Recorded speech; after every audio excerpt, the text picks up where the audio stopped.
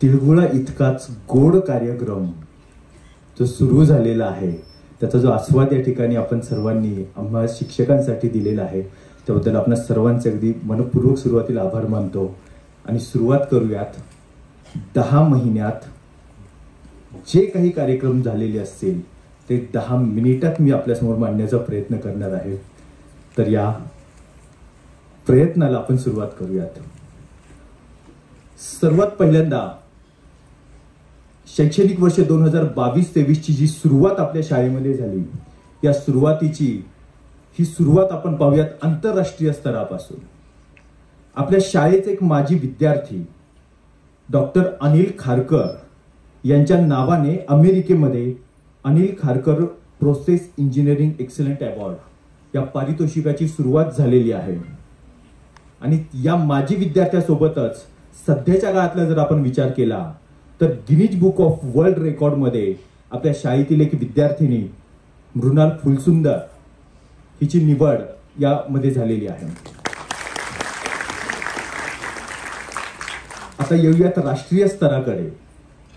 आपल्या भारत देशाचे पंतप्रधान माननीय नरेंद्र मोदी यांच्या हस्ते आपल्या शाळेतील काही माजी विद्यार्थ्यांनी तयार केलेल्या चित्रांचं प्रदर्शन कायम स्वरूपामध्ये माननीय राज्यपालांच्या राजभवन मुंबई येथील बंकरमध्ये लावण्यात आलेलं आहे. आणि त्याबद्दल एक विशेष पत्र आपल्या शाळेतील शिक्षकांना त्यावेळी मिळालेलं होतं. ते पत्र आणि त्या प्रदर्शनातील एक हा लहानसा फोटो. आता येऊयात राज्यस्तरीय घटनांकडे. कैलासवासी लक्ष्मीबाई रानडे राज्यस्तरीय वक्तृत्व स्पर्धेमध्ये आपल्या शाळेतील विद्यार्थी याने क्रमांक पटकावलेला आहे. आणि दुसरी एक महत्वाची गोष्ट ती म्हणजेच पंचतारांकित शाळा पुरस्कार, अर्थात 5 स्टार. खरं तर त्यांच्याकडे 5 होते म्हणून ते 5च देऊ शकतात. 5 स्टार असणारी आपली ही शाळा, आणि या शाळेला नुकताच हा पुरस्कार प्रदान करण्यात आलेला आहे. त्याची माहिती आताच आपल्याला माननीय मुख्याध्यापकांनी दिलेली आहे. याशिवाय म्हणजे आपण बाहेर जाऊन राष्ट्रीय आंतरराष्ट्रीय पातळीवर पुरस्कार मिळवत आहोत हा विषय वेगळा, परंतु त्याही पुढे जाऊन आपल्या शाळेतील एका शिक्षिकेला अतिशय विशेष असा पुरस्कार मिळालेला आहे. आणि तो आहे सामाजिक कार्यासाठीचा पुरस्कार. माननीय पूनम ढगे मॅडम, मी माननीय हा शब्द जाणीवपूर्वक वापरत आहे. याचं कारण असं आहे की एका विशेष केसमध्ये एका लहान मुलीला बोलतं करून पोलिसांचं कार्य सोपं करण्यामध्ये अतिशय महत्वाचं कार्य त्यांनी केलं, आणि म्हणून त्यांना पोलिसांच्या माध्यमातून हा पुरस्कार देण्यात आलेला आहे. प्रत्येक वेळी आपण बाहेर जातो ते फक्त पुरस्कार घेण्यासाठीच नाही, पण समजा एखादी गोष्ट मनामध्ये त्याविषयी शंका असेल तर त्या शंकाही विचारता आल्या पाहिजेत. आणि म्हणून सरळ थेट शिक्षणाधिकाऱ्यांना एक प्रश्न विचारण्यासाठी आपले काही विद्यार्थी गेलेले होते. दीपक केसरकर यांना हा प्रश्न विचारण्यासाठी, काका जर गृहपाठ बंद करत आहात, विद्यार्थ्यांना काय माहिती शिक्षण मंत्री आहेत की शिक्षणाधिकारी आहेत, जर गृहपाठ बंद करत आहात तर ते का करतात, ते करणं गरजेचं आहे असं तुम्हाला का वाटतं, हा थेट प्रश्न विचारण्यासाठी आपले विद्यार्थी शिक्षण मंत्र्यांपर्यंत पोहोचलेले आहेत. याच सोबत ज्या पद्धतीने आपण बाहेर जाऊन वेगवेगळ्या मान्यवरांची जाऊन भेट घेतो, त्याच पद्धतीने काही मान्यवरांनी आपल्या शाळेला भेटी दिलेल्या आहेत. त्यातील एक महत्वाची भेट म्हणजेच आपल्या शाळेचे संस्थापक माननीय लोकमान्य टिळक यांचे थेट वंशज डॉक्टर दीपक टिळक, आपल्या शाळेचे संस्थापक माननीय माधवराव नामजोशी यांच्या 5व्या पिढीतील वंशजा अस्मिता नामजोशी, आणि त्याच सोबत संत तुकाराम महाराज यांचे 10वे वंशज डॉक्टर सदानंद मोरे. फक्त आपण मान्यवरांना निमंत्रणच देतो असं नाही, तर आपणही आपल्या शाळेमधील जे व्यक्तिमत्व आहे, शाळेतील जे शिक्षक आहे, शिक्षकेतर कर्मचारी आहेत, हे आपल्या स्वतःचं कर्तृत्व घडवण्यासाठीचा प्रयत्न करत असतात. आणि त्यातीलच एक उदाहरण म्हणजेच आपले यावर्षीचे शिक्षक प्रतिनिधी माननीय डॉक्टर अरुण डेंगळे सर. महाराष्ट्रातील सर्वोच्च शिक्षण, ज्या पुढचं शिक्षण महाराष्ट्रामध्ये तरी उपलब्ध नाही अशा प्रकारचं शिक्षण म्हणजेच PhD हे शिक्षण सरांनी मिळवलेलं आहे.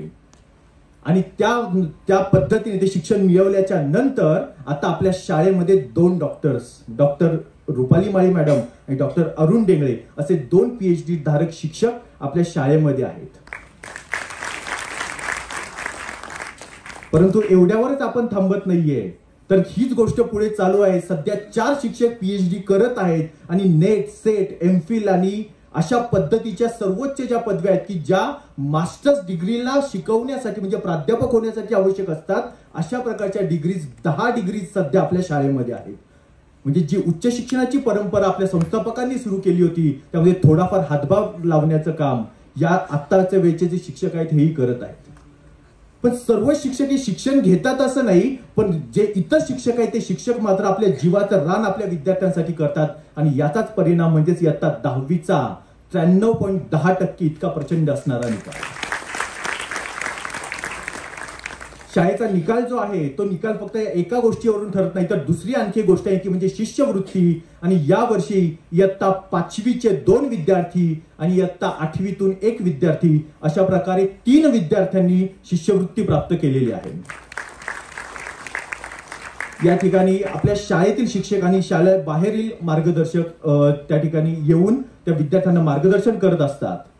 आणि आपल्या शाळेचं वैभव म्हणजे आपल्या शाळेचं मैदान, या शाळेच्या मैदानामध्ये चालू असणारे विविध खेळ आणि या खेळांमधून अशा पद्धतीने हे विद्यार्थी पुढे जातात की सांगली या ठिकाणी ज्यावेळी आपल्या संस्थेच्या अंतर्गत असणाऱ्या शाळांच्या स्पर्धा झाल्या, त्यावेळी त्या स्पर्धांमध्ये आपल्या शाळेने घवघवीत असं यश मिळवलं आणि एका पाठोपाठ एक दररोज एका पाठोपाठ एक बक्षीस, ब्रॉन्झ पदक, सुवर्ण पदक, त्यानंतर कांस्य पदक आणि रौप्य पदक अशा प्रकारांची लयलूट या ठिकाणी केलेली आहे.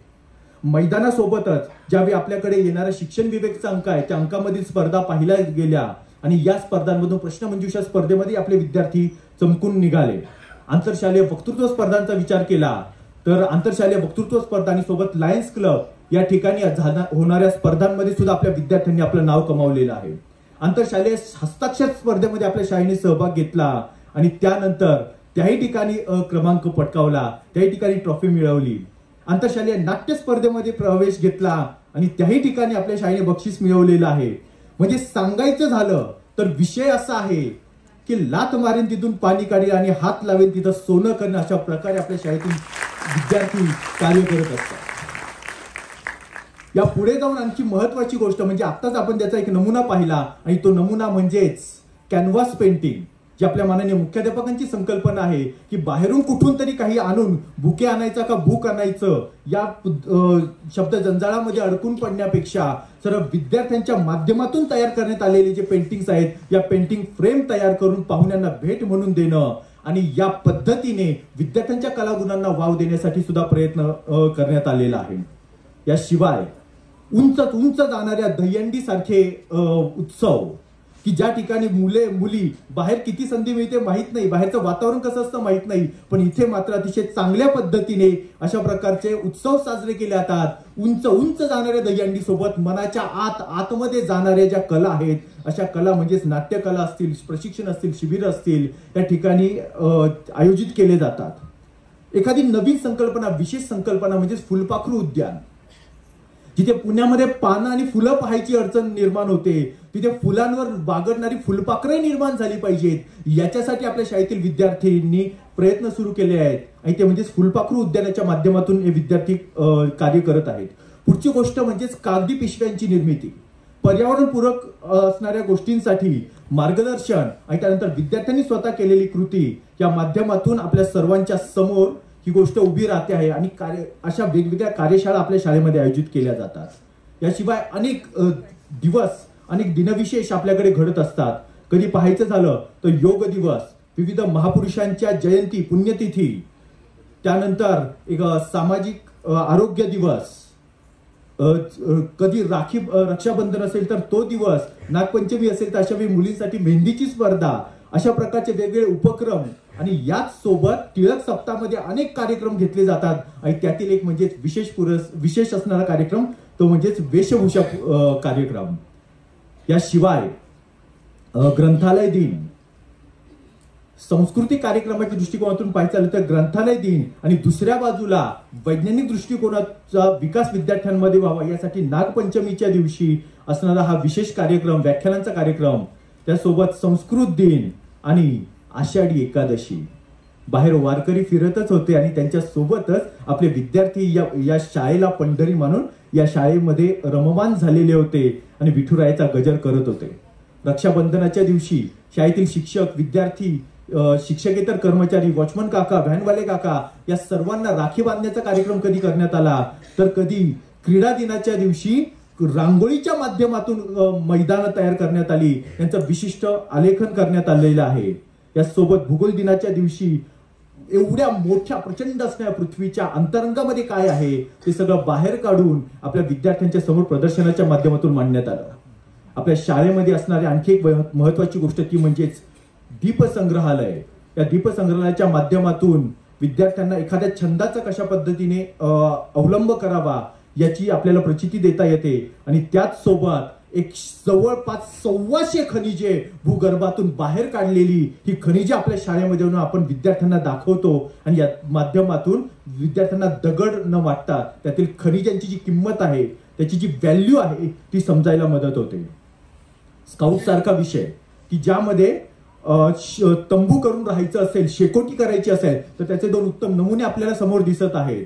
पण याची सुरुवात आपल्या शाळेमध्ये 100 वर्षांपूर्वी झालेली होती. 100 वर्षांपूर्वी ज्यावेळी टिळक कुलाची स्थापना आपल्या शाळेमध्ये झाली तेव्हा 100 वर्ष पूर्ण झाल्याबद्दल एक विशेष कार्यक्रम आपल्या शाळेमध्ये त्यावेळी साजरा करण्यात आला. आपल्या भारतीय स्वातंत्र्याचा अमृत महोत्सव आणि यावेळी सादर करण्यात आली एक विशेष रचना, जवळपास पुण्यातल्या सगळ्या वृत्तपत्रांनी ज्याची नोंद घेतलेली होती, ज्याचा फोटो आपल्या वृत्तपत्रांमध्ये छापलेला होता, अशी विशेष रचना आपल्या शाळेमधून संस्थेमार्फत आयोजित करण्यात आलेल्या BMCCच्या मैदानापर्यंत नेण्यात आलेले एक प्रभात फेरी आपल्या शाळेमध्ये संध्याकाळच्या वेळी शिक्षकांनी आणि विद्यार्थ्यांनी मिळून विशेष अशा पद्धतीने तयार केलेली स्वातंत्र्यापूर्वीच्या संध्याकाळची ही रचना आणि याच सोबत एक दैदिप्यमान असा सोहळा म्हणजेच अमृत महोत्सव. यानंतर शाळेच्या परिसरातील सर्व शाळांचं एकत्रित मिळून होणारं राष्ट्रगीताचं गायन आणि अशा प्रकारच्या अनेक कार्यक्रमांच्या सोबत कधी संगीत स्पर्धा असेल तर कधी ओरिगामी सारखी विशेष कला की ज्यातली एक कला, एक गोष्ट, जर विद्यार्थी 10 वर्षात एक कला शिकला तर त्या एका कलेच्या आधारावर त्याचा आयुष्यभराचा पोटाचा प्रश्न सुटू शकतो. अशा अनेक कला आपल्याकडे घेतल्या जातात. त्यातील ही एक ओरिगामीची कला. त्याच सोबत इतिहास संदर्भातील विशेष कार्ड्स जे आहेत ते कार्ड आपल्या विद्यार्थ्यांना देऊन त्याचं वाचन करणे, पर्यावरणपूरक अशा प्रकारच्या गणेश मूर्ती तयार करणे, इतकंच काय आपले वर्ग आपण स्वतः सजवणे आणि त्यामध्ये पेंटिंग सारख्या कार्यासहित हे विद्यार्थी आहेत त्यांनी पुढाकार घेऊन आपलं कार्य केलेलं आहे. फक्त शाळेतच कार्य नाही तर शाळेतून बाहेर जाऊन विद्यार्थी बाहेरच्या जगालाही मार्गदर्शन करतात आणि त्याचाच एक उत्तम नमुना म्हणजेच मतदार दिनाच्या दिवशी आपल्या विद्यार्थ्यांनी बाहेर जाऊन शाळेबाहेर पडून लोकांना संदेश दिलेला आहे मतदान करण्यासंदर्भात. कधी रात्रीच्या वेळी रात्रशाळा घेऊन संपूर्ण रात्रभर विद्यार्थी शाळेमध्ये थांबून वेगवेगळ्या कल्पक अशा युक्त्या वापरून आपल्या शाळेने विद्यार्थ्यांना एक नवा अनुभव दिला, तर कधी अशाच रात्रीच्या वेळी बाहेर पडून पहाटे 4 वाजता NCC ऑफिसमध्ये जाऊन NCCची परेड पाहण्याचा अनुभव विद्यार्थ्यांना देण्यात आला की ज्यामधून NDA कॅडेट होण्याची एक प्रेरणा विद्यार्थ्यांमध्ये निर्माण होईल. तर कधी विमानामध्ये बसून आपल्या विद्यार्थ्यांना फेरी मारण्यात आली तर कधी त्या बाहेर उभे राहून त्या विमानांची माहिती देण्यात आलेली आहे. याशिवाय ज्या पद्धतीने सैनिकांचं कार्य चालतं अशा पद्धतीने रायफल्स आपल्या विद्यार्थ्यांच्या हातामध्ये देऊन त्या कशा पद्धतीने कार्य करतात याचंही शिक्षण देण्यात आलं. आणि सर्वात महत्वाचे म्हणजेच या सर्व गोष्टी घडवणारी आपली parade, NCC scout, NCC navy, NCC air force यांच्या माध्यमातून तयार होणारा हा जो स्काउटचा विषय आहे हा आपल्याला इथे दिसून येतो. दुसऱ्या बाजूने पाहायचं झालं तर रात्रीच्या वेळी हातामध्ये पेन घेऊन आकाशात काय असेल याचा अंदाज घेणारे काही विद्यार्थी आपल्याला दिसून येतात. तर वेगळ्या बाजूने पाहताना आकाशामध्ये काय चाललेलं आहे हे पाहण्यासाठी, सरळ तिथपर्यंत जाण्यासाठी काय योजना असते याची माहिती घ्यायला आपले विद्यार्थी जातात. आणि या सगळ्या गोष्टींसाठी आबा भागवतांसारखे बाहेरून मार्गदर्शक येतात आणि त्यासोबत आपल्या शाळेतील शिक्षकही या ठिकाणी मार्गदर्शन करत असतात. कधी विद्यार्थी आपल्या अंगभूत कलागुणांचं सादरीकरण स्नेहसंमेलनात करतात, तर कधी पालकही त्यांच्या अंगभूत कलागुणांचं सादरीकरण स्नेहसंमेलन आणि आजच्या तिरुळ समारंभासारख्या कार्यक्रमामध्ये करतात. आपल्या शाळेच्या 144 वर्षांच्या इतिहासामध्ये शाळेमधून बाहेर पडणाऱ्या ज्या वेगवेगळ्या शिक्षण संस्था आहेत त्यांच्या संदर्भातील माहिती लावणारा बोर्ड आपल्या शाळेमध्ये विद्यार्थ्यांसाठी जाहीर केला जातो. विद्यार्थ्यांसाठी याचं अनावरण केलं जातं. तर कधी त्यानंतर पुढच्या गोष्टींमध्ये आपल्या विद्यार्थ्यांना शाळेचा दैदिप्यमान इतिहास समजावा यासाठी एखाद्या प्रदर्शनाची योजना तयार केली जाते. अर्थात ते प्रदर्शन आहे ते काही काळानंतर आपल्या सर्वांच्या समोर येईलच.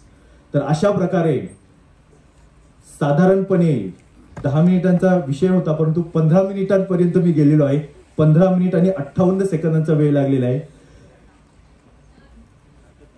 9 महिन्यांचा कार्य श्वास न थांबवता 9 मिनिटात संपवणं, 18 मिनिटात संपवणं ही अतिशय अवघड गोष्ट होती. परंतु हे सगळं करणारे जे विद्यार्थी आहेत त्या विद्यार्थ्यांसाठी आपण सर्वांनी जोरदार एकदा टाळ्या वाजवू. धन्यवाद.